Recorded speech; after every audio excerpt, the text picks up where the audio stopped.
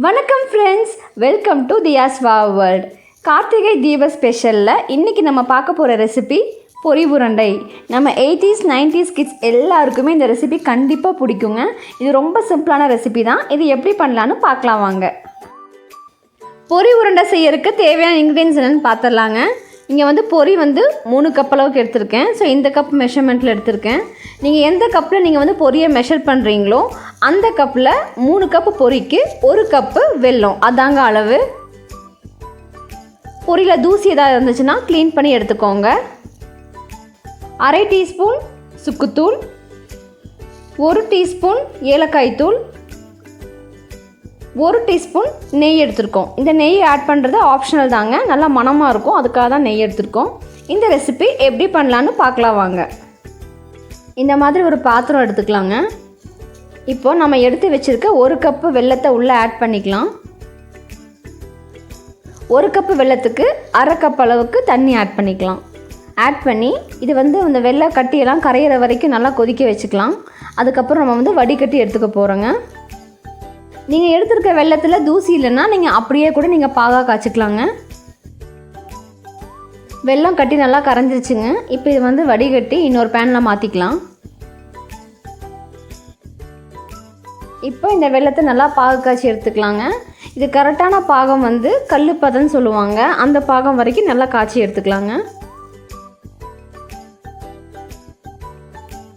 நம்ம எடுத்து வச்சுருக்க சுக்குத்தூள்,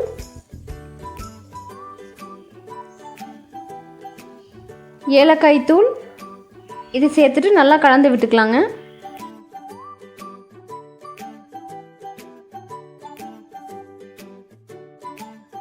வெள்ளைப்பாகு கரெக்டான பக்குவத்தில் இருக்கான்னு செக் பண்ணிக்கலாங்க.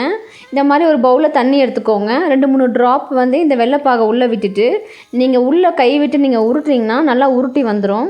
இங்கே பாருங்கள், ஈஸியாக கையில் உருண்டை ஆயிடுச்சு. இது கரெக்டான பதங்க. இதை நீங்கள் ஒரு பாத்திரத்தில் போட்டிங்கன்னா நல்லா சத்தம் வருங்க. அது கல்லு பதன்னு சொல்லுவாங்க. பாருங்கள், இந்த மாதிரி நல்லா கல்லோட சத்தம் கேட்கும் போட்டிங்கன்னா.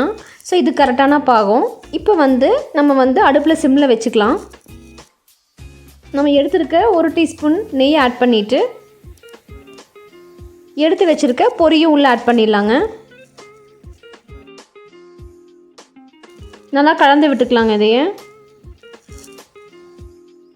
இந்த பொரி உருண்டை உருண்டை பிடிக்கும் போது நல்லா சூட்டோடு பிடிக்கணுங்க.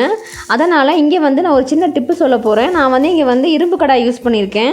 நீங்கள் சிம்மில் வைக்கும் பொழுது உங்களுக்கு அந்த சூடு அப்படியே இருந்துகிட்டே இருக்கும். உங்களுக்கு ஈஸியாக உருண்டை பிடிச்சிடலாங்க. நல்லா கலந்துட்டேங்க. அந்த சிம்மில் வைக்கும்போது உங்களுக்கு அந்த லைட்டாக அந்த கேரமல் கலர் வந்துடும். பார்க்க ரொம்ப அழகாக இருக்கும். சூட்டோட உருண்டை பிடிக்க ரொம்ப கஷ்டமாக இருக்குங்க. அரிசி மாவோ இல்லை நெய்யோ கையில் தடவிட்டு நீங்கள் இந்த மாதிரி உருண்டைகளாக பிடிச்சிக்கலாங்க. அதே மாதிரி மிச்சம் இருக்கிறது எல்லாத்தையும் உருண்டைகளாக பிடிச்சிக்கலாங்க. இது கொஞ்சம் ஃபாஸ்ட்டாக செய்யணும், இல்லாட்டி உங்களுக்கு உருண்டை செய்யறதுக்கு வராது. ரொம்ப சூப்பரான பொரி உருண்டை ரெடி ஆயிடுச்சுங்க. இந்த கார்த்திகை தீபத்தோட ஸ்பெஷலாக கண்டிப்பாக இது இருக்கும். இந்த ரெசிபியை ட்ரை பண்ணி பாருங்கள். இந்த ரெசிபி உங்களுக்கு பிடிச்சிருந்ததுன்னா எங்களோட சேனலை சப்ஸ்கிரைப் பண்ணுங்கள். கீழே இருக்க பெல் ஐக்கானை கிளிக் பண்ணுங்கள். உங்களோட கமெண்ட்ஸ் என்னங்கிறது சொல்லுங்கள். தேங்க்யூ.